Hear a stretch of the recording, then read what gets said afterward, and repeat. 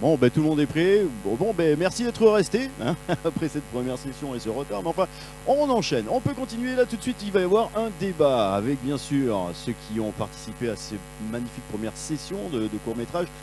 Ça va être également avec notre président du jury, M. Frédéric de Beauvoir. Merci beaucoup. Donc, si vous avez des questions à poser, eh bien, n'hésitez pas sur ce que vous avez vu, sur n'importe des questions. Vous pouvez demander tout ce que vous voulez, sauf de l'argent. Voilà. Mais enfin, allez-y. Monsieur le Président, je vous laisse la parole. En attendant que tout le monde que plus de monde soit revenu et de démarrer avec nos débatteurs, je vais peut-être présenter le cadre un tout petit peu de ce débat, puisque le festival Les couleurs du court-métrage est invité en fait par les rencontres réconciliation que nous avons lancées il y a presque un an maintenant, avec Silvio Méranville, alors que vous ne voyez pas parce qu'il s'occupe de la technique, en plus de s'occuper des débats.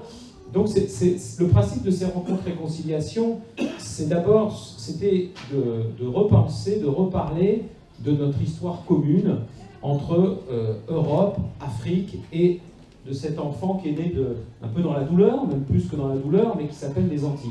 Hein. Alors, d'ailleurs, c'était assez intéressant, puisqu'on a vu ces différents courts-métrages. Alors évidemment, le festival, quand il nous a contactés, on s'est dit que ça pouvait correspondre. Mais voilà, ces rencontres, on les fait entre une fois par mois et une fois par mois et une fois tous les 2 mois.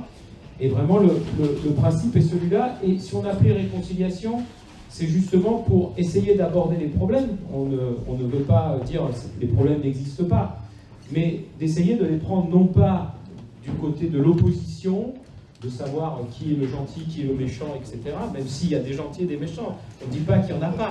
Mais l'idée, c'est que maintenant, de toute façon, enfin, voilà, j'ai tendance à dire que nous sommes tous frères au point de vue biologique, parce que nous sommes tous issus d'une mère qui a eu lieu longtemps, mais voilà, c'est un fait, on n'y peut rien. Pendant longtemps, on l'a ignoré, et donc maintenant, ces frères qui se sont battus, opposés, martyrisés les uns les autres, maintenant, il est peut-être temps que nous pensions à nous réconcilier, d'autant qu'on vit aujourd'hui sur une même terre qui est de plus en plus mélangée, de plus en plus multiculturelle, et il est temps qu'on se connaisse mieux et qu'on se reconnaisse mieux. Alors, ces rencontres, c'est sur différents points, notamment, par exemple, l'histoire, parce que l'histoire de l'Afrique, notamment, est très mal connue. On a même des présidents qui croient toujours que l'Afrique n'a pas d'histoire, par exemple. On a eu ça il n'y a pas longtemps. Et puis même, l'histoire de l'Afrique et de l'Europe est souvent vue, ne serait-ce au départ que à travers, on dirait qu'elle a commencé au moment de l'esclavage, mais elle a eu une histoire avant. Et d'ailleurs, une histoire, je ne vais pas plus loin, mais qui est tout à fait intéressante, parce que par exemple, il y avait une aristocratie noire à un moment, qui était d'ailleurs très liée à l'aristocratie blanche européenne, avant la traite, au moment où il y a eu la découverte de l'Afrique, mais avant la traite. Et par exemple, à Lisbonne, il y avait toute une aristocratie noire qui avait d'ailleurs des serviteurs blancs, etc. Enfin, mais c'est très peu connu. Ça a été oublié parce qu'à un moment, effectivement, on a basculé dans autre chose.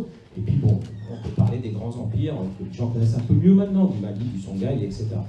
Donc, je veux dire, l'idée, c'est de repositionner notre histoire commune, évidemment, il y a eu une espèce de porte qui a été ouverte avec sur une forme, enfin une porte horrible qui a été ouverte avec la traite, comme à un autre moment, voilà, la Shoah a été une espèce de porte comme ça ouverte sur l'horreur. Donc évidemment, il ne s'agit pas de dire que ça n'a pas existé, mais il s'agit aussi de dire il y a d'autres moments, et peut-être qu'il est temps maintenant de se réconcilier. Je ne vais pas plus loin sur les rencontres réconciliation, puisque le public a commencé à revenir maintenant.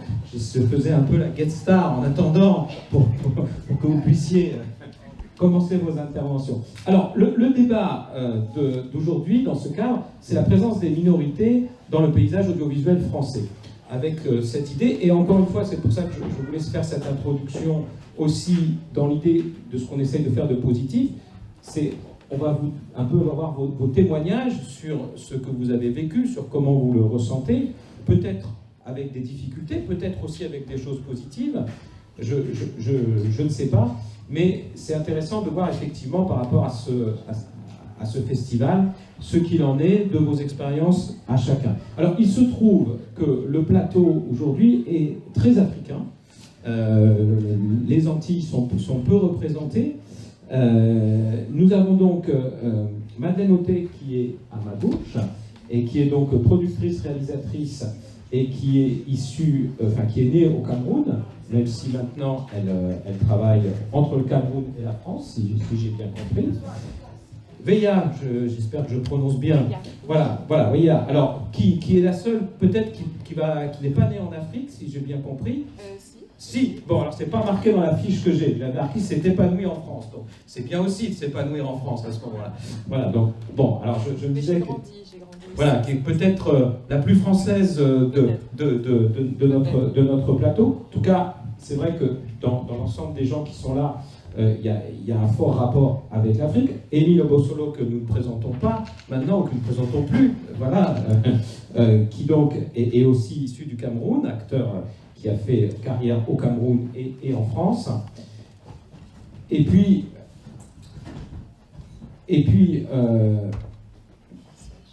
Serge Diantou, excusez-moi, Serge Diantou, qui est déjà venu plusieurs fois dans la maison, excusez-moi, j'ai un petit trou au dernier moment, et lui qui est originaire de la République démocratique du Congo. Voilà. Donc l'Afrique est très représentée, mais les Antilles sont peut-être aussi représentées du coup dans la salle. Donc voilà, peut-être on va commencer, gardons une vieille tradition française de galanterie, on va commencer par les femmes.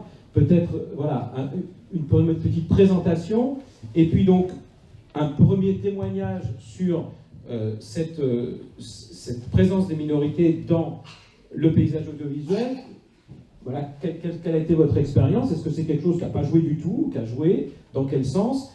On va essayer de faire des interventions relativement courtes, simplement parce que je pense que l'intérêt, c'est assez vite de pouvoir passer la parole à la salle sur des questions et de revenir vers le plateau. Je vous en prie. Bonjour, Madeleine Auté, je suis productrice et réalisatrice, notamment mon dernier documentaire, pour ceux qui en ont entendu parler, sur mes pas, qui parle de l'héritage socioculturel au Cameroun. Alors par rapport au débat, je dirais que pour ma part, si j'ai eu en fait, ce qui m'a poussée à être, on va dire, à me lancer dans désolée, hein, je commence. Ce qui m'a poussée à réaliser et à produire mes propres productions, c'est j'ai vécu une expérience quand je faisais un stage, un stage d'assistant de production. Il y avait un poste qui se libérait et on a préféré donner le poste à une stagiaire qui, elle, était en communication et qui n'avait pas du tout les qualifications. Tout simplement parce que elle était là, c'était un racisme, mais du côté maghrébin. Et j'ai pas du tout apprécié parce que j'étais obligée d'aider cette jeune femme. Alors je me suis dit, si on ne me donne pas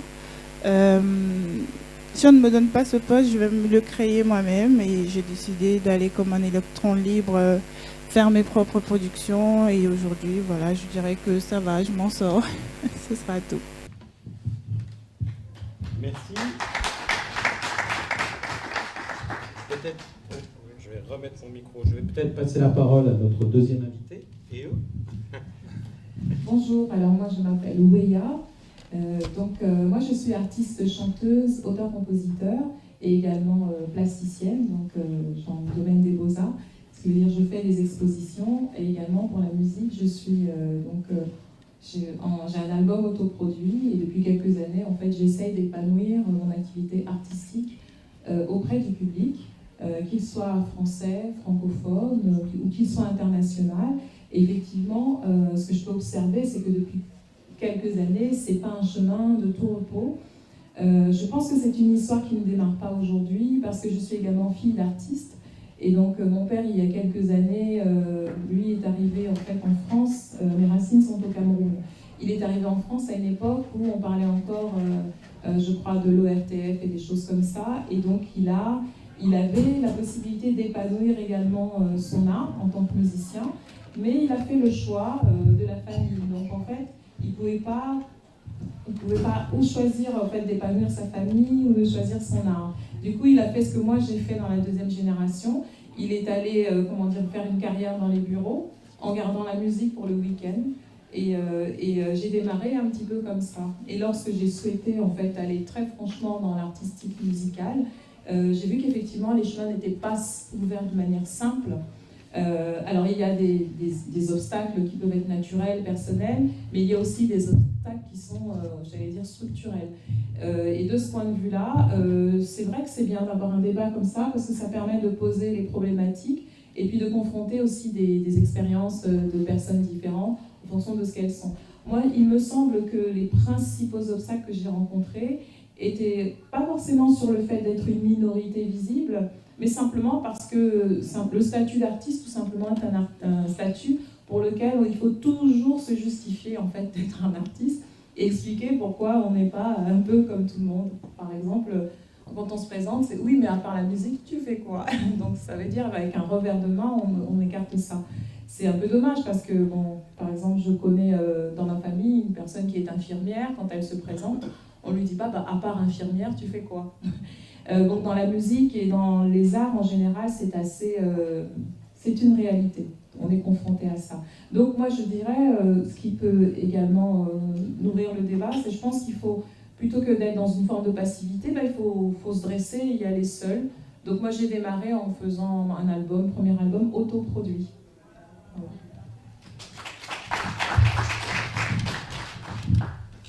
Voilà. Expérience suivante. Merci beaucoup. Moi, je suis Serge Diantontou, dessinateur, auteur de bande dessinée. Alors, moi, l'expérience dans l'audiovisuel, ça a commencé à la fin des ORTF et au début de la SFP. Et quand je suis arrivé à la SFP, ma première émission que j'avais faite, c'était avec Michel Drucker, c'était sur les Champs-Élysées. Et donc, j'arrivais... c'est un emploi que j'avais trouvé à la NPE. Et donc, je suis arrivé là par hasard. Et du coup, avec l'expérience de diplôme que j'avais, on ne m'a pas permis de toucher au décor, mais on m'a donné un balai. Et j'ai commencé à balayer les plateaux avec des aides de plateau. Et on cherchait les menuisiers, ils n'arrivaient pas. Une semaine après, moi je disais, j'avais un balai en or. Quand je regarde le contrat, je dis mon balai, je ne peux pas le quitter. Et c'est juste après, on a eu un piquet de grève. Vous savez comment ça se passe dans l'administration. Et les gens ont fait grève parce que les aides des plateaux commencent à prendre des travaux de professionnels. Et quand on m'avait demandé ce que j'avais comme diplôme, et c'est là qu'on m'a reconsidéré à ma vraie valeur. Et de là, je dis, je vais prendre ça à ma faveur pour faire un peu plus. Alors à l'SFP, on avait l'école du cinéma et l'école de la télévision. Et donc dans l'école du cinéma, c'était plus des émissions comme Jacques Martin au Théâtre de l'Empire et aussi les Alouettes. Et c'est là que j'étais parti à Brie-sur-Marne pour faire des films, de cinéma, mais je n'en compte plus. Et à partir de Brie-sur-Marne, les storyboards, les dessins et tout, c'était un jour, je travaillais avec Patrick Sébastien. C'était une émission où on changeait les têtes de personnages. On peut prendre Brigitte Bardot maquillée à une personne, et même nous, les techniciens, on ne connaissait pas qui était à côté de moi. Et un jour, on fait la traversée de Paris. Et j'ai regardé sur le plateau, je dis, mais en fait, ils sont tous blancs, et j'étais le seul noir. Et je dis, mais n'est-ce pas qu'ils sont en train de sauvegarder leur histoire? Et je me suis regardé, moi, par rapport à mon histoire. Je dis, mais quand est-ce qu'on va arriver à sauvegarder nos histoires? Et c'est comme ça que j'ai quitté la télévision pour me lancer dans des histoires vraies de l'Afrique, des Antilles et de l'Amérique. Voilà un peu mon parcours. Aujourd'hui, je compte plus une vingtaine des albums, je ne connais même pas, donc qui intéressent beaucoup de personnes. Et ma joie, par rapport au ballet que j'avais, quand je vois mes albums sont lus dans des écoles, pour moi c'est une fierté. Et donc je veux que, à partir du festival Couleur, moi je pourrais dire Couleur et héritage. Voilà. Merci. Alors, Émile, pareil, évidemment une expérience, mais peut-être on pourrait élargir la question à la fois de comment vous avez vécu votre insertion par rapport à cette diversité, mais aussi peut-être comment vous voyez la représentation, les autres pourront évidemment intervenir, comment vous voyez la représentation aussi de l'homme de couleur au cinéma, c'est-à-dire il y a votre expérience, mais il y a aussi est-ce que le cinéma français donne un rôle particulier? Est-ce qu'il y a quelque chose de différent? Ou voilà, est-ce que vous êtes toujours senti à l'aise et pouvoir vous exprimer en tant qu'acteur, quelle que soit la couleur de peau et quel que soit le rôle?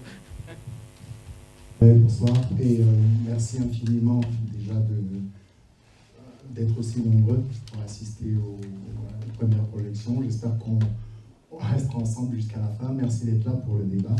Alors pour répondre assez brièvement comme ça, pour qu'on passe au débat, aux questions, parce que le plus important c'est ça, c'est l'échange, c'est ce que vous avez à partager, auquel nous pourrons proposer des solutions, des propositions de réponses.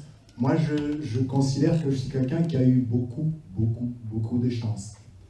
Parce que je suis né au Cameroun et là-bas j'ai eu la chance d'avoir très tôt ce que j'appelle avec beaucoup d'humour, mais c'est assez vrai, des GPS, des grands-parents spirituels.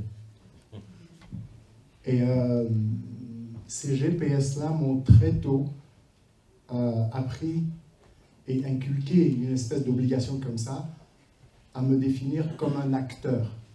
Avant même que je ne sache que je ferais ce métier, ou sous quelque forme que ce soit, ils m'ont dit, tu es quelqu'un qui agit et qui ne subit jamais. Tu n'acceptes pas de subir, tu agis. Et pour moi, acteur, c'est d'abord ça. Et j'ai grandi au Cameroun, je suis né là-bas, j'ai commencé à faire mon métier là-bas, sous la guidance de ces GPS-là. Et donc, effectivement, tous ces problèmes dont on parle, esclavagisation, colonisation, minorité, noir, blanc, pour moi, le problème est très, très clair. C'est-à-dire que s'il y a combat, moi je dirais travail, à faire, c'est surtout, pour moi, de travailler à ne jamais oublier qui je suis, à ne jamais oublier d'où je viens, à ne jamais oublier qu'est-ce qui fait mon essence, et surtout à ne jamais laisser personne d'autre définir ça pour moi. Et je résume ça en une phrase en disant, il serait temps que les humains qui ont soif de liberté commencent à se mettre au travail pour raconter leur propre histoire, pour réaliser leurs rêves, afin de ne plus jamais avoir à vivre dans le cauchemar des autres. Et il y a plein de gens qui ont décidé comme ça de faire de la vie d'autres personnes des cauchemars, en les définissant... moi, la première chose qui m'a heurté, choqué et qui heurte beaucoup de gens, c'est cette réduction de l'humain à la couleur de la peau. Il y a des noirs, il y a des blancs, il y a des rouges. Et quelques bandits, et je pèse mes mots, ce n'est absolument pas violent, simplement il faut appeler un chat un chat. Et je pense que si on est là, il faut a priori exclure la pensée qui veut qu'on se divise et qu'on mette les gens dans les cases, parce que le problème vient de là. Je dirais être noir, si je me mets à côté de cette chaise, ça va être compliqué de me définir comme aussi noir que ça. Être blanc, et si on se limite à ça, si on limite une âme, un esprit à ça, je veux dire que c'est la pire forme de crime contre l'humanité qui soit. Et mes grands-parents spirituels m'ont simplement appris à d'abord me définir comme un être humain. Et je ne suis pas le seul. Quand on interroge M. Yves Coppens, qui est blanc, français, grand chercheur, la première chose qu'il dit quand on lui dit « Monsieur Yves Coppens, comment vous définissez ?» Il dit « Je suis africain ». Et on lui dit, vous voulez rire? Il dit, non, je rigole pas. Nous sommes tous africains. On raconte scientifiquement que c'est le premier continent, c'est le berceau de l'humanité. Et donc pour moi, les sciences, les spiritualités, toutes les formes, le christianisme, le judaïsme, toutes ces formes-là ont pour essence le lieu de la naissance de l'humanité. Et moi, je m'attache à l'essence des choses. Et je ne me laisse absolument pas bluffer par la dictature de la forme. Tu ne peux pas faire ci parce que tu es grand, parce que tu es petit, parce que tu es rouge, parce que tu es vert. Je trouve que c'est d'une brutalité et d'une violence inouïe. C'est une négation de l'humanité des uns et des autres. Et donc moi, en tant qu'acteur, je me définis d'abord comme ça. Et ce que j'essaye de faire, et en répondant aux questions, on pourra continuer, ouvrir. Donc chaque fois que je suis dans un film, que quelqu'un a un problème avec la couleur de la peau, avec la taille, ce n'est pas mon problème à moi, c'est le sien. Moi, je n'ai pas de problème autre que celui de travailler à être humain et à comprendre ce que c'est qu'être humain. Maintenant, quelqu'un qui veut me réduire au fait d'être noir, d'être camerounais, d'être ceci ou d'être cela, je ne sais pas pour quel profit, c'est vraiment son problème et je ne m'embarrasse pas du tout la tête à ça parce que je ne peux pas résoudre ces névroses à sa place. Alors, merci. Pour rebondir sur ce que vous venez de dire, je vais citer notre ami Silvio, que nous ne voyons pas, et quand il est arrivé pour me présenter cette idée des rencontres réconciliation, il m'a dit le sous-titre, ça sera « L'homme n'est pas une couleur, c'est une lumière ». Je trouvais que ça résumait bien le propos. Est-ce que la salle veut commencer à intervenir? Y a-t-il des questions? Oui, je me présente, Frédéric Dubois, dit Captain Freddy. J'ai une formation d'acteur de 3 ans et j'ai fait des stages de réalisation à la Sorbonne. Mais on me connaît plus comme musicien, parce qu'il y a une vingtaine d'années, quand vous étiez jeune sortant d'une école de comédie, on vous montrait que des rôles de figurants, et même dans les cours d'acteurs. Bon, je me rappelle par exemple que moi j'adorais les scènes kissing scènes, les scènes d'embrassade, les scènes lover, les scènes romantiques, etc. Et on vous proposait toujours des rôles du genre le dealer, le délinquant, le criminel, le violeur, enfin que des trucs comme ça, quoi. Hein. Alors je dis, mais où sont passées toutes mes scènes romantiques? Il n'y a plus que les scènes de crime. Et puis dans les médias, on vous emmenait à la SSP, on fait les castings, et à un moment donné, on dit, ah mais vous avez joué super, c'était génial et tout. Ah, regarde le script, a dit, la chef de casting a dit, ah mais finalement, excusez-moi, il n'y a pas de rôle pour les noirs ici. Alors, une fois ça va, 2 fois ça va, j'y allais avec un copain blanc. Puis un jour, il me dit, mais laisse tomber, Freddy, ces trucs-là, ils prendront jamais, ils veulent pas de noir, t'as pas compris encore. Et donc, j'ai pas choisi la musique, c'est la musique qui m'a choisi. Donc je dis des fois, je suis un comédien qui a mal tourné. Et le problème, c'est qu'on nous propose des rôles au noir en France, mais c'est souvent des rôles de caricature du noir, quand c'est pas le noir bouffon, le noir idiot, etc. Et j'en passe. Alors, faut-il coloriser le débat ou pas? J'ouvre la question, et je crois que c'est pas simplement à nous, les noirs, de quémander des rôles auprès des cinéastes blancs, mais aussi qu'il y ait des cinéastes noirs qui proposent des films où ils vont proposer aussi des rôles à tout le monde. C'est bien noir, blanc, métis, et à nous prendre en charge. Voilà. Merci. Merci. Alors, juste pour plaisanter, mais quand moi je me suis commis un tout petit peu à faire des castings il y a fort longtemps dans ma jeunesse, on ne me proposait que des rôles de gardien de prison et de policier. Hein, donc, comme quoi. Est-ce que quelqu'un veut réagir sur ce témoignage? Non? Oui. Oui. Bien, voilà, avant de passer la parole aux autres, moi, encore une fois, comme je dis, comme disent si bien certaines paroles de sagesse, si tu ne te comportes pas comme un esclave, personne ne te traitera comme un esclave. Et je pense que là, la première chose, pour parler des acteurs, puisque je parle à la place en tant qu'acteur, c'est d'abord à nous d'apprendre à nous connaître, d'apprendre à aimer qui nous sommes et d'apprendre à regarder les autres, puisque nous sommes, stigmatisés par ce regard-là qui nous réduit. Je pense que la première chose que moi je fais, c'est de développer un regard qui regarde l'autre en tant qu'humain d'abord, et de refuser toute communication qui est basée sur du réductionnisme. Je la refuse et j'attends de rencontrer des gens qui se définissent non pas de manière politrucarde, parce que pour moi ça c'est de la politique, de dire vous êtes ci, vous êtes ci, vous êtes ça, je ne sais pas à quelle fin et je n'ai pas le temps de réfléchir à ça. Mais rencontrer des gens, quand on parle de personnages, on parle de masque, on parle de caractère. En anglais on dit a character. On ne dit pas a black character ou a white character, c'est un caractère. Est-ce qu'une colère noire et une colère blanche, ça existe? Je ne sais pas. Est-ce qu'une rage blanche et une rage noire, ça existe? Ça existe politiquement, historiquement, mais ça, encore une fois, c'est des névroses. Et les névroses, tous les humains en ont. Et donc, à mon avis, comme disait Madeleine, comme disait Oya, c'est de se frayer son chemin soi-même. Et il y a dans les contes de sagesse du monde entier, ce fameux conte qui, en résumé, dit qu'il y a deux chemins.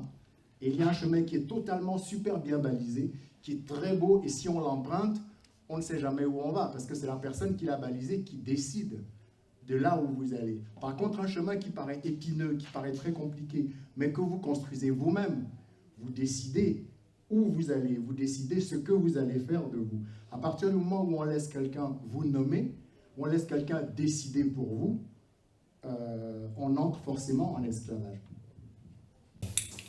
Le problème, le souci, moi je suis assez d'accord avec ce que tu dis, le souci c'est que dans cette représentation-là, on ne nous laisse pas beaucoup le choix. C'est-à-dire que nous on aimerait bien prendre le chemin qui est le nôtre. Le problème c'est que tout ça, ça se joue en dehors de nous. C'est-à-dire que quand on parle de représentation des minorités, on ne leur demande pas leur avis.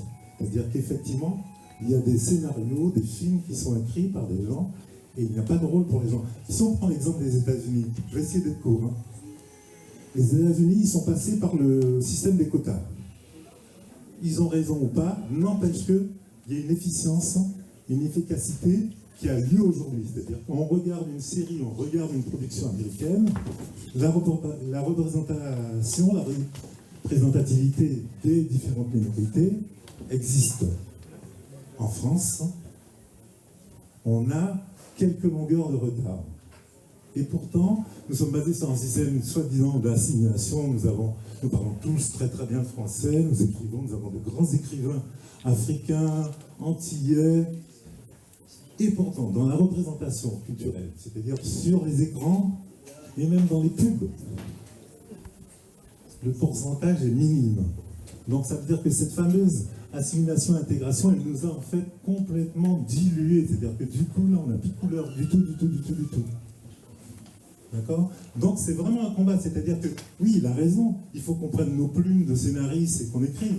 Mais il faut peut-être inventer, et là je vous pose une question, qu'est-ce que vous en pensez? Peut-être qu'il faut passer par un système contraignant, comme l'ont fait les Américains. C'est-à-dire qu'au départ, on sait très bien que sur la ligne de départ, le handicap, il est lourd pour nous. Donc peut-être qu'il faut, au départ, exiger qu'il y ait une forme de handicap qui soit effacée. Du coup, moi, ça va être un intermédiaire entre ce qui a été dit. En fait, c'est juste pour un témoignage personnel. Enfin, moi, je suis danseur professionnel. Je travaille autour du compas, autour de la danse. Et de par divers biais, un reportage sur le compas qui a été repéré par le réalisateur Cédric Lapiche, qui a décidé d'intégrer une scène dans son dernier film, qui n'est pas encore sorti, qui va sortir prochainement. Donc il a voulu que moi, en tant que professeur, que j'apprenne aux danseurs à danser le compas. On s'est rencontrés, l'échange a été très fructueux. Il y a eu une très bonne entente qui s'est mise entre nous. Puis il a essayé un de mes cours, qu'il a beaucoup apprécié parce qu'il a aimé ma passion, ma positivité, enfin, c'est ces mots. Et au final, il s'est dit, tiens, je verrais bien te mettre un rôle dedans dans le film, en tant que prof de danse, mais parce que je trouve que ça rajouterait un plus, parce qu'au départ, c'était juste les danseurs qui devaient juste danser, enfin, les acteurs qui devaient juste danser, mais il n'y avait pas de rôle de professeur. Puis il m'a envoyé un script avec, où je vais justement faire un petit casting pour valider que justement que ça pouvait le faire, parce qu'il me connaissait en tant que danseur, mais pas en tant qu'acteur. Je voulais voir quand même est-ce que ça allait matcher. Et dans le script, le but, je devais m'appeler Jean-Baptiste. Mon texte, je devais le lire avec un accent très prononcé créole. Comme vous le voyez, j'ai pas un accent prononcé. Donc du coup, quand je devais aller passer ce petit casting, j'étais angoissé parce que je ne sais même pas l'accent créole, comment je dois le matérialiser, parce que du coup, quand je suis arrivé, j'ai commencé à lire les scripts, stressé, l'accent pas du tout, enfin, il n'y avait rien qui passait. Puis au final, je lui ai dit, je suis désolé, c'est vrai que après on a beaucoup échangé, donc je l'appelais Cédric. Désolé, l'accent créole, je ne connais pas. Le texte, je trouve que ça ne matche pas. Enfin, des Haïtiens en France, il y en a plein. Et ils n'ont pas tous un accent créole. Et moi, j'en connais pas. Enfin, voilà. Et, ok, mes parents, ils ont l'accent quand j'entends parler. Moi, mes sœurs et tous mes potes, on n'a pas un accent fort. Et je suis désolé, je n'arriverai pas à le faire comme ça. Il m'a dit, bon, allez, fais-le comme tu le sens, puis on verra ce que ça va te donner. Puis je l'ai fait comme j'ai fait. Et il a été emballé. Au final... il a changé le nom de l'acteur qui devait s'appeler Jean-Baptiste parce que pour lui c'était plus créole que Daddy. Enfin, je m'appelle Daddy. Donc il a dit donc finalement je vais revoir mon scénario de base. Et il a revu son texte et il a revu la façon que je devais le jouer. Et c'est vrai que c'était pour rebondir aussi. Ouais, je pense que j'aurais pu essayer d'aller dans le sens qu'il voulait, essayer de l'apprendre. Mais puis je lui ai dit au final si je dois le faire avec un accent créole, j'y arriverai pas parce que ça ne correspond pas à un haïtien, ils n'ont pas tous cet accent-là. Et après, il y a eu ce petit combat-là qui est fini par matcher, puis au final, le film est passé, et puis bon, ça va sortir bientôt. Donc du coup, c'est vrai que pour faire le lien, il y a, à la base, il voulait un Antillais pur, avec un accent très fort et un rôle de façon de faire. Après, il y a eu le truc de dire je peux pas le faire parce que c'est pas moi. C'est pas si je veux un Haïtien qui parle créole, faut en prendre un qui vient d'arriver ou en prendre un de là-bas parce que ceux qui ont grandi ici, ils l'ont pas. Et du coup, je pense qu'il y a quand même, on peut essayer d'imposer. Ça a marché, mais je pense pas que ça marcherait dans tous les cas non plus. Et après, pour reprendre, je pense que le système de quotas, ça peut être quelque chose qui peut tout à fait fonctionner. Merci. Alors, sur cette idée à la fois de quotas, et puis peut-être, il y avait une deuxième chose qui était intéressante dans cette intervention, c'est aussi cette idée effectivement de se creuser français, cette idée d'assimilation qui a effectivement ses qualités, mais qui fait aussi d'un autre côté que tout est noyé et on ne sait plus un peu qui a apporté qui. Alors effectivement on fait peuple, mais par exemple, pour revenir aux États-Unis, personne n'irait dire que le jazz, c'est une musique blanche au départ. Enfin voilà, on sait qu'il y a eu un apport dans certains domaines, notamment artistiques, par des communautés ou par des gens qui sont arrivés avec une culture et que cette culture a renforcé la culture du pays. Et c'est vrai que le creuset français fait qu'on finit par ne plus savoir qui est qui. Par exemple, évidemment, c'est connu, mais moins tout l'apport, par exemple, qu'a été dans l'art moderne, la rencontre avec l'art africain est très peu compris. Enfin, c'est compris de gens cultivés. Enfin, voilà, c'est pas quelque chose d'inconnu, mais je veux dire, on se dit pas, tiens, Picasso, les Demoiselles d'Avignon. Il y a quand même, s'il n'aurait pas vu des masques africains avant, il n'aurait pas peint les Demoiselles d'Avignon. C'est assez dilué du coup. Est-ce que c'est une bonne chose ou une mauvaise chose? Je ne porte pas de jugement, mais c'est vrai que moi aussi c'est quelque chose qui m'interroge. Sur les quotas, sur le creuset. Alors, je ne suis pas spécialement spécialiste des questions des statistiques et des quotas, mais c'est vrai qu'effectivement, dans notre tissu social, la question des quotas, en fait, elle rencontre, je crois, une disposition légale qui dit on ne doit pas dénombrer des gens en fonction de leurs origines, etc. Donc, du coup, dans les faits, le résultat, il prend une couleur hypocrite finalement. Parce que du coup, on peut pas définir. Si on peut pas définir combien éventuellement il y a d'Haïtiens ou combien il y a de personnes d'origine haïtienne ou camerounaise ou guadeloupéenne ou suisse ou je sais pas même de Flandre ou du Pays Basque, c'est un peu dommage parce que moi je reviens un peu à la question commerciale parce que c'est aussi mon métier. Finalement, pourquoi les Américains ont un système économique plus dynamique? C'est parce que cette couleur hypocrite n'entre pas en fait. C'est vrai qu'aux États-Unis, c'est un peu plus brutal quand on vous veut pas parce que vous êtes noir, on vous le dit. Mais au moins c'est clair et personne ne perd son temps, ni moi ni l'autre en face. Et finalement, le résultat, il est flou et il est décontenançant pour les personnes qui ont besoin justement de travailler une visibilité, d'aller vers des objectifs et de clarifier des objectifs. On a le droit de dire, j'ai inventé un shampoing pour les cheveux crépus. Donc, qui a des cheveux crépus, a priori, ce sera prioritairement des personnes d'origine africaine, afro-antillaises, voilà. Il y aura sûrement aussi quelques blancs dans les cheveux crépus. Mais voilà, donc pour revenir au côté artistique, oui, c'est gênant parce que ça donne une couleur hypocrite aux éléments. Donc, pour aller chercher des budgets, les budgets qui permettraient justement de construire des étages un peu plus intéressants et d'être un peu plus visibles. Et on ne peut pas. Alors, ce qui fait que après, pour le commerce, on retombe sur les mêmes choses. Donc, pour les artistes, ça va être d'autant plus difficile de se donner une valeur marchande s'ils n'ont pas en face, en fait, des éléments statistiques qui leur permettent de savoir, voilà, j'ai une audience jusqu'à tel endroit, ou j'ai une audience qualitativement auprès de tel type de personnes. On va dire peut-être des gens qui ont 50 ans, 30 ans, etc. Mais on ne va pas pouvoir définir si c'est des gens qui achètent peut-être des livres de Monsieur Diantantou, ou alors... voilà, et c'est dommage parce que cette hypocrisie, du moins moi je la nomme comme ça, elle met des barrières qui sont officieuses, mais elles sont bien là. Et du coup, ça met un plafond de verre que personne ne peut définir, mais tout le monde le vit et le reçoit, le ressent. Et voilà, ce sont de vraies barrières. Donc je pense, moi je rebondis aussi sur ce que je disais un peu plus tôt. Je pense qu'il faut y aller à un moment, ce que tu disais, Alexandre, Capitaine Alexandre. Ce que tu disais, c'est...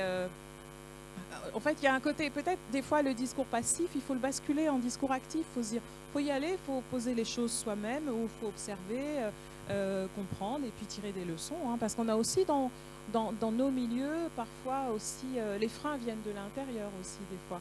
C'est nous-mêmes aussi qui aimons mettre des étiquettes. On s'adresse à une personne, tant qu'on ne connaît pas son origine, on ne peut pas se positionner. Un être humain, c'est d'abord un être humain, quoi. Donc, voilà. Alors, je souhaitais réagir aux questions qui ont été données. Je vais rejoindre le grand frère, parce que j'aime bien dire le grand frère Émile, en disant que moi, mon constat, c'est que des colloques comme ça, il y en aura, il y en a eu, il y en a plein. Mais je pense qu'à un moment, il faut agir. Donc, il faut créer des sociétés de production. Il faut réaliser. J'ai tendance à voir des gens qui disent ah, mais si j'avais beaucoup plus de moyens, j'aurais pu faire un film, j'aurais pu sortir un album, ou je sais pas. Moi, je prends un exemple. Là, je viens de réaliser un 52 minutes avec très peu de moyens. J'ai décidé de faire des sacrifices. Aujourd'hui, ce 52 minutes, il est vu. Et je reviens aussi sur le fait que, en fait, on aimerait que les autres nous acceptent, mais nous-mêmes, on ne s'accepte pas. Ça veut dire que, en fait, on produit des films, on aimerait que le public, c'est-à-dire nos propres frères, viennent voir ces films-là, mais ils sont souvent aux abonnés absents. Donc, à un moment, c'est bien de se plaindre, mais il faut se soutenir. J'aimerais aussi que, parce qu'aux États-Unis, on a des Africains qui font des films et qui sont financés par des Africains. En France ou un peu partout, il y a des Africains qui ne financent pas, qui ne vont pas faire... Moi, il y a pas mal de canaux aujourd'hui, des financements en ligne, des cagnottes et tout ça.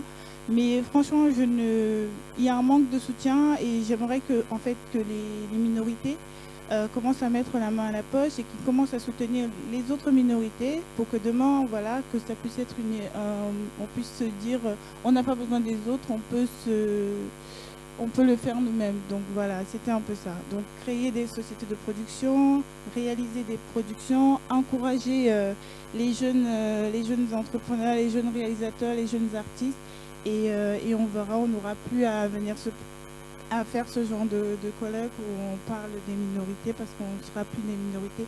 Et honnêtement, j'aime pas trop le mot minorité parce que nous ne sommes pas des minorités. Je ne suis pas une minorité.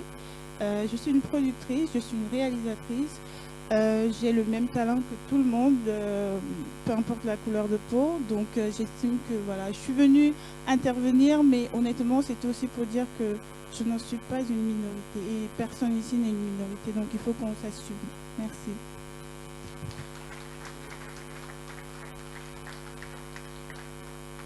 Alors, je vais rajouter un petit coup de piment. Et là, je vais parler comme un scénariste.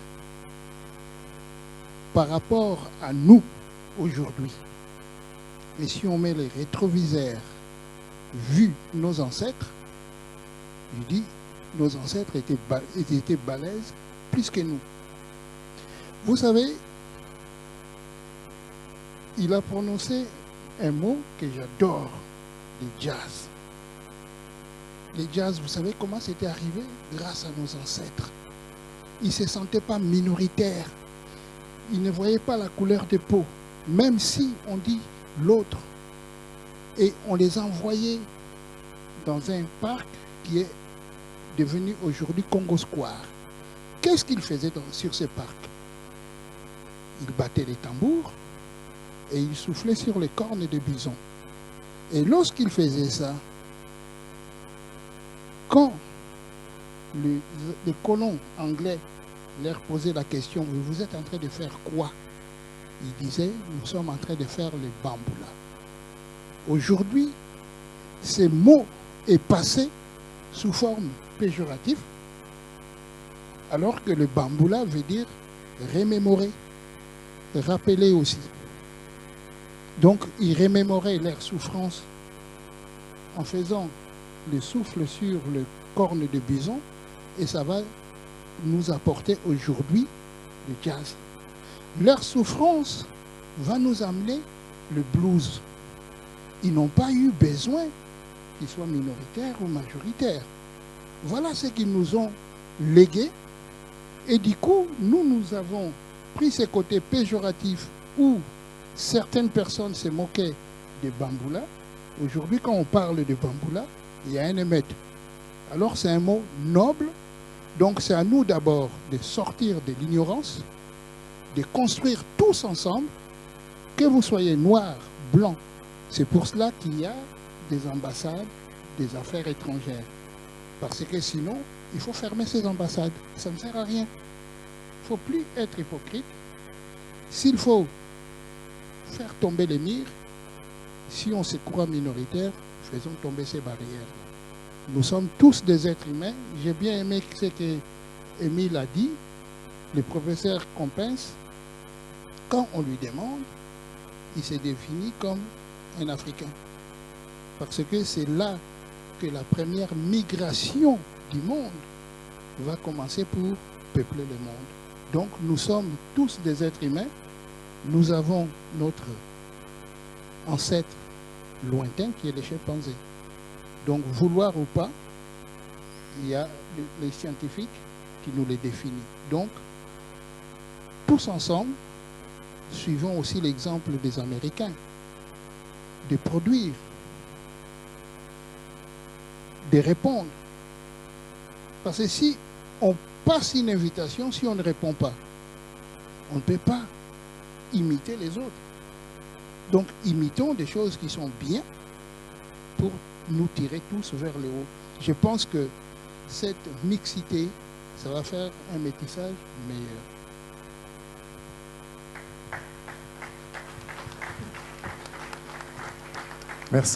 Merci infiniment par rapport à ce que tu disais, et merci beaucoup pour les questions, pour les interventions qui sont très riches, très belles. Moi, je pense en quelques points comme ça, par rapport à ça, par rapport au quota, par rapport à l'Amérique.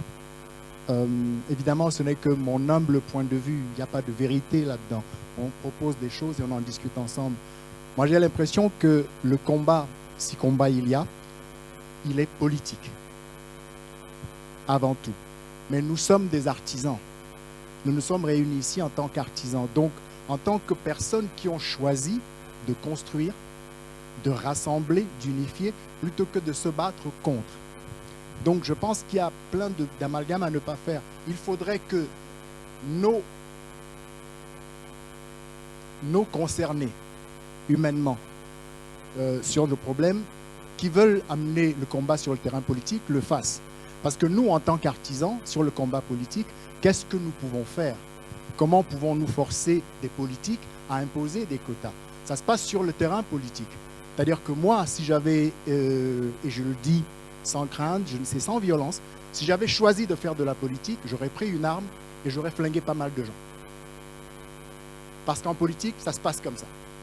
Parce qu'on a affaire à des gens, quand on voit ce pays, qu'on entend des gens bien placés qui disent la France est un pays catholique et blanc, alors que c'est marqué sur les pontons de partout, liberté, égalité, fraternité, quand on dit ça, quand quelqu'un qui est politiquement bien placé dit ça, c'est un crime contre l'humanité. Et on devrait la dégommer de sa place et qu'elle ne fasse plus jamais de politique. Or, elle continue de faire de la politique. Donc, politiquement, il y a une hypocrisie. Il faut dire les mots comme ils sont. Et je n'ai pas peur de le dire, je n'agresse personne. Si on se parle, il faut qu'on se parle vraiment. Il y a une volonté de réduire certaines personnes à une animalité presque. Il n'y a pas longtemps encore, on entendait des cris de singes sur un terrain de football par rapport à un footballeur qui mettait des buts partout. À monsieur Thierry Henry, on jetait des pots de banane. Donc je veux dire que ces choses-là ne se passent pas. Il y a un enfant qu'on a violé il n'y a pas longtemps et machin, on assassine des gens en plein jour. Donc politiquement, si nous avions voulu être des politiques, on ne serait pas ici. Donc il y a le combat politique, c'est une chose. C'est à celui-là, à mon humble avis, d'imposer les quotas et autres. Moi, en tant qu'artisan, mon travail, c'est encore une fois de me dire, je ne suis pas esclave de l'esclavage qui déshumanisa mes pères, dit M. Frantz Fanon. Et j'ajoute, et mes mères, et mes frères, et mes sœurs. Et quand M. Frantz Fanon dit ça, il règle un problème. Le blanc n'existe pas, pas plus que le noir, il n'existe que des humains qui cherchent. Nous avons des gens qui ont posé des solutions à tous ces problèmes. Et à mon avis, en tant qu'artisan, en tant que quelqu'un qui a choisi d'aimer les autres et pas de les combattre, parce que je n'ai pas une arme entre les mains, j'ai un micro. Mon souffle n'est pas là pour maudire les gens, mais pour les bénir. Et il faut que ce soit très clair le choix qu'on a fait. Mon choix n'est pas un choix de violence. Mon choix est un choix de dissipation de la violence, de dissoudre la violence. Et quand on en revient aux États-Unis, les Américains, on les cite en exemple, ce n'est pas pour nos beaux yeux, si on veut se définir comme noirs, qu'ils nous mettent à l'écran. C'est parce qu'il y a eu des Harriet Tubman. C'est parce qu'il y a eu des gens qui sont morts pour ça. C'est parce qu'il y a eu des bébés noirs qu'on a envoyés aux crocodiles pendant des siècles. C'est parce qu'il y a eu des noirs qu'on a pendus aux arbres, qu'on a brûlés.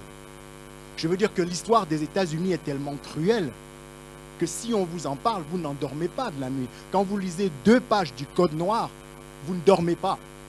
Et il y a eu des gens qui se sont assis, qui ont écrit en disant que des gens devaient être traités comme des meubles. Donc, si on parle de politique, le débat va durer 10 000 ans et on ne s'en sortira pas. Non, je ne parle pas de vous. J'entends bien ce que c'est pour ça que je dis, je circonscris ça pour dire que si on revient sur le plan artistique, nous sommes des petits colibris, pour moi, qui essayons d'éteindre l'incendie avec des gouttes d'eau. C'est ce que nous faisons, c'est tout ce que nous faisons. Et moi, si on se définit, c'est-à-dire que si on prend, quand on me dit nous sommes descendants d'esclaves, je dis non. Nous sommes descendants de femmes et d'hommes qui ont vaincu l'esclavage sous toutes ses formes.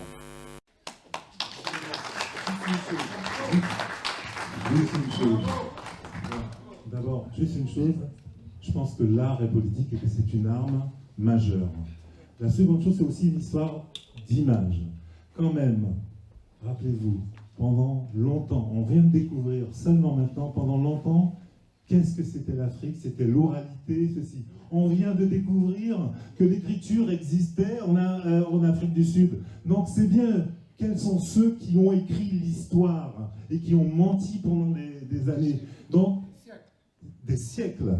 Donc ça veut dire que c'est aussi affaire de représentation. C'est-à-dire que tout d'un coup, on se découvre, oh putain, mais non, ils avaient aussi l'écriture. Merde. Comment on va faire pour inverser la vapeur? Vous voyez? Donc ça fait l'image.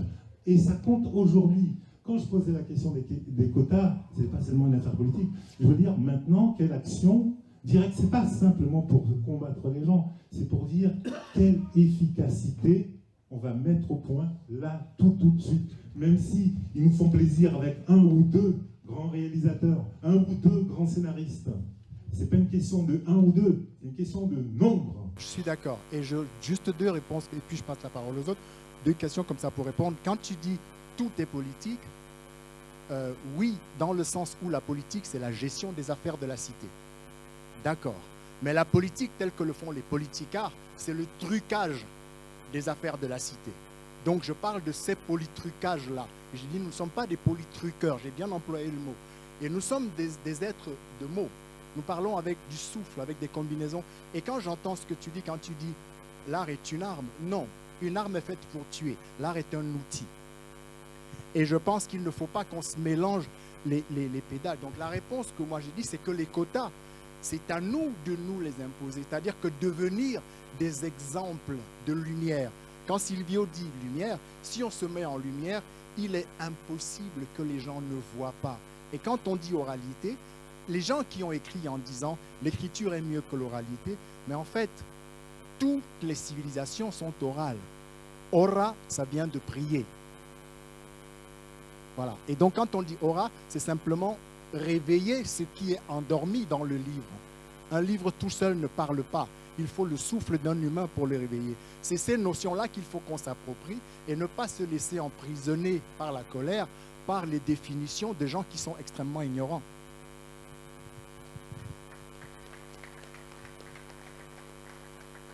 Alors, je voulais revenir sur l'intervention par rapport notamment au titre et à cette idée de présence des minorités. Et c'est intéressant et c'est important parce que moi aussi ça m'a gêné quand j'ai été obligé de vous dire le titre de cette intervention. Et ça montre, et là je reviens à la deuxième partie qui est cette idée du creuset. C'est-à-dire qu'effectivement on n'a pas de mots. On n'a pas de mots pour dire on va parler de quoi. On va parler de voilà. Alors soit on dit rien, on dit on va parler des humains qui sont tous frères, soit on va dire on va parler des noirs, on va nous dire oh là là les noirs, bon voilà. Et alors là je reviens à la culture, c'est-à-dire qu'en fait effectivement à partir du moment où on a, c'est pour ça quand même que oui il y a d'autres colloques ou d'autres choses qui se font comme ça, mais je pense qu'il est important, enfin nous si on a eu envie de le faire, moi il se trouve que je suis un peu comme Yves Coppens, je suis africain, mais vraiment, parce que je suis né en Afrique, et du coup, j'ai fait des études d'histoire africaine. Donc, vous voyez, je me suis intéressé, et j'ai découvert tout un tas de choses à ce moment-là, et que je dirais que, quand je parle de l'histoire africaine, ou même quand je parle de l'histoire de France, dans lequel nous avons beaucoup de Noirs qui ont participé, de grands hommes, mais on ne le sait pas du tout, parce qu'on est dans le creuset. C'est-à-dire, on dit, voilà, comme on est tous français, tous, et qu'il faut surtout parler de rien, alors on dit, bon, mais c'est important quand même de le dire, parce que une partie de notre histoire de France, de nos racines, de notre culture, vient soit, je ne sais pas comment dire, voilà, j'ai pas de mots, d'homme de couleur, on va dire, je ne sais pas quoi dire, je me sens ridicule, mais voilà, parce que, voilà, non mais, parce que il faut à un moment aussi qu'on parle de culture, c'est-à-dire, il y a un moment, une culture camerounaise qui vient d'une histoire, qui vient des grands empires, il y a une histoire égyptienne qui vient de quelque part, il y a une histoire de l'Afrique du Sud, etc. Et donc, je veux dire qu'à un moment, ce qui est important, et c'est pour ça qu'on parlait de réconciliation, c'est-à-dire qu'on voit qu'on construit au final une culture commune. C'est là où je parlais du jazz, c'est là où je parlais de l'art moderne, c'est-à-dire qu'on s'est réapproprié les uns les autres. Et il est important de se dire aujourd'hui, voilà, cette culture humaine, c'est une culture de toute façon métissée. La musique pop américaine, s'il n'y avait pas l'Afrique, elle serait totalement différente. Enfin, bon, je dirais, tout est imbriqué. Et d'ailleurs, le jazz serait différent si les Africains n'avaient pas rencontré non plus les Blancs. Enfin, je veux dire, voilà. Donc, mais ça, c'est quelque chose que l'on n'apprend pas. C'est ça, pour moi, le problème. C'est-à-dire qu'on ne dit pas, on ne l'apprend pas. Et donc, forcément... Mais encore une fois, je vous le dis, moi, étant diplômé d'histoire africaine, ça n'a rien d'extraordinaire, mais quand j'entends un président de la République, quand même il n'y a pas si longtemps, enfin Nicolas Sarkozy, pour pas le nommer, qui fait un discours en disant l'Afrique, ce grand pays sans histoire, enfin, mais on se dit, mais enfin, qu'il ouvre 3 bouquins, quoi. Et donc il y a un moment, enfin, je sais pas, il a des conseillers, enfin. Non, mais je veux dire, encore une fois, là, on est dans ce polytrucage, on est bien d'accord. Mais oui, mais justement, enfin, une des choses, je pense que chacun d'entre vous et peut-être chacun d'entre nous, on peut, c'est dire, voilà, c'est de le montrer parce que les faits sont là. Les faits sont là. Et justement, enfin, il y a cette idée à la fois sympathique, j'ai commencé par ça, de dire, bon, on est tous issus d'Afrique, mais alors ça revient tellement loin qu'on ne nous dit plus, en gros, l'Afrique, ça commence avec l'Australopithèque, et puis après, on passe directement à la traite, et entre les deux, il n'y a rien eu, quoi.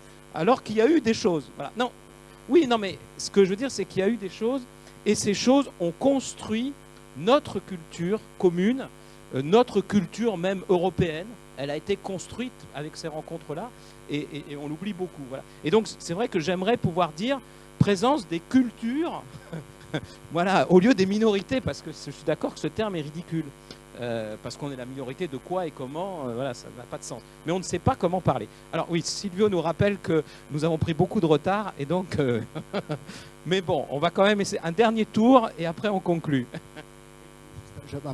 Juste un petit mot quand tu parles de ça, après je passe la parole. Quand par exemple dans les Caraïbes on dit Moon, bon c'est un hasard, je me dis que c'est un hasard. Sauf que Moon, c'est une contraction de Muntu. Et Muntu, dans l'Afrique centrale, veut dire être de conscience et d'intelligence. Être qui a choisi de vivre en pleine conscience avec son intelligence et en pleine intelligence de sa conscience. Et comme par hasard, dans les Caraïbes, on dit Moon et on dit tout Moon c'est Moon, et au Sénégal on dit Net Moué Garbonet. L'humain est un remède pour l'humain. Les ancêtres ont travaillé et la culture est là, il faut se l'approprier. Alors j'aimerais rebondir et enchaîner avec une question qui a été posée de manière très ouverte et qui est très intéressante, c'est qu'est-ce qu'on fait, notamment ce que vous disiez je crois, mais qu'est-ce qu'on fait? Et moi je pense que oui, comme tu disais, c'est pas une arme mais c'est un outil. Je pense que nous soyons les artistes ou les artisans ou même vous-même participants, nous sommes outillés pour faire. Pourquoi? Parce qu'à tout moment, nous avons l'occasion d'être dans une position éducative. Si vous êtes entouré de plus jeunes, d'enfants, si vous travaillez avec des enfants, si vous-même vous élevez des enfants, à tout moment, vous avez dans votre être en tant qu'être humain les moyens en fait de faire changer les choses. Parce que c'est dans nos actes, c'est dans notre façon de penser, c'est dans notre façon de faire. C'est bien d'emmener des enfants au musée, etc. Ça c'est classique. Mais il y a beaucoup de choses que nous pouvons faire à tout moment. Et c'est chacun avec son niveau. Quand tu donnais l'image du colibri, elle est bien cette image parce qu'il est tout petit, c'est un oiseau miniature. Et pour éteindre un incendie avec son petit bec, il va sans arrêt. On lui dit mais qu'est-ce que tu fais? Ben, il répond je fais ma part. Et je pense que chacun à son échelle, on peut justement produire ces actions qui font notre part. Si vous avez 5 enfants, c'est bien. Si vous n'en avez qu'un, eh ben, c'est bien aussi. Si vous n'en avez pas, ben, il y en a peut-être autour de vous. Et donc tout ce que vous faites, que vous le vouliez ou non, les enfants vous observent de toute façon. Et c'est ce qu'ils impriment en fait dans leur conscient, dans leur inconscient, et ils grandissent avec. Donc en fait, moi je pense qu'à chaque moment où on respire, il ne faut pas passer à côté de l'occasion de donner quelque chose justement aux plus jeunes générations, quelque chose qui leur donne de l'espoir que ça peut changer, que ça peut se construire autrement et que toute vérité apparente n'est pas définitive. Donc je suis bien contente qu'on ait souligné la question du mot minorité parce que moi aussi je ne savais pas trop sous quel angle l'aborder. Donc c'est vraiment important de pas... On parle beaucoup du passé, l'esclavage, et puis dans le présent on construit quand même l'avenir. Et l'avenir c'est le mouvement qu'on met dans le présent pour définir vraiment les temps qui arrivent tout de suite. Et le futur proche, c'est les enfants quand même.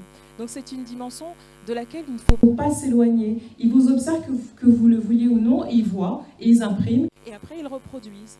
Ils reproduisent et puis ils remettent aussi leur propre part dessus. Mais leur part, elle se construit avec ce qu'ils auront reçu et la manière dont ils vont eux-mêmes le transformer pour peut-être le transmettre.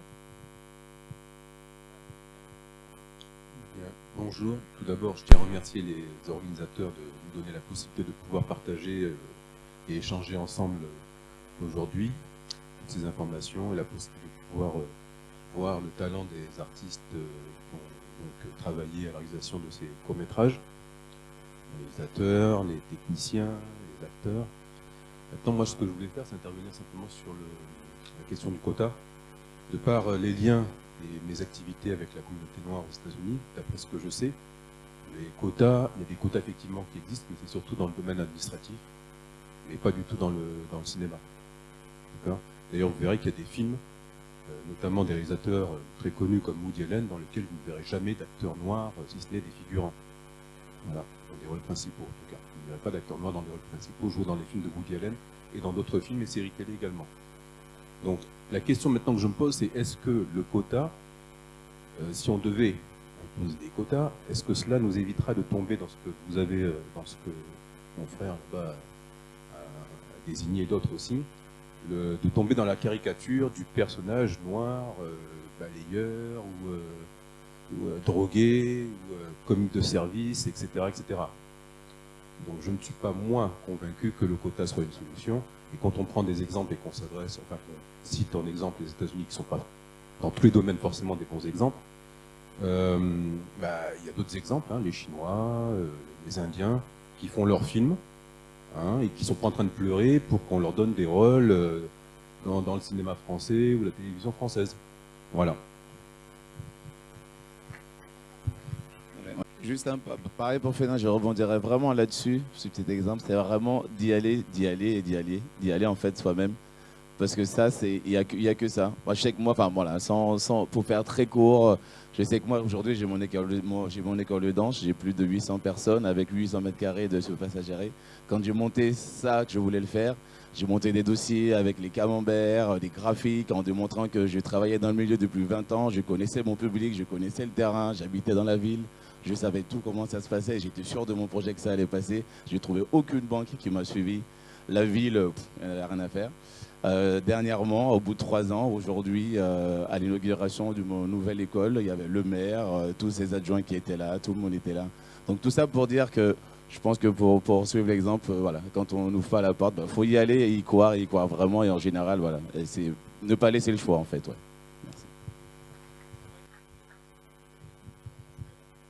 Juste 30 secondes. C'est pour dire que je prépare un spectacle qui interroge ce type de questions, qui s'appelle Bleu, Blanc, Rouge et Black. Voilà. Vous pouvez trouver ça, l'annonce sur le site Liberté, Égalité, Variété. C'est un spectacle qui pose les questions et, ma foi, dès qu'il y aura une salle et que j'aurai trouvé le producteur, il sera sans doute à la rentrée. Voilà. Merci. Alors, il faut qu'on reprenne les courts-métrages. Les rencontres réconciliation de toute façon continuent, puisque Silvio, qui est à la technique, organise le festival Abolition qui se passe en juin ici, et à l'occasion du festival Abolition, nous aurons 2 nouvelles rencontres sur 2 sujets différents, des rencontres réconciliation. Si, évidemment, quand on a dit rencontre réconciliation, c'est parce qu'on pensait à Mandela, qui est vraiment un des grands hommes du siècle dernier, vraiment, alors ce qu'il a pu faire en Afrique du Sud, cette idée de dire, ben non, on a pris le pouvoir, mais les Blancs, on ne les jette pas à la mer, on va se réconcilier, c'était tellement extraordinaire. Donc voilà, donc les rencontres. N'hésitez pas, si vous voulez être au courant de ces rencontres, qu'on vous tienne au courant, vous pouvez laisser un mail éventuellement à l'accueil et on vous tiendra au courant. Et j'aimerais juste terminer en demandant des applaudissements pour Silvio, parce qu'il est très modeste, il est caché, mais sans lui, on n'aura rien fait. Merci. Bravo Silvio.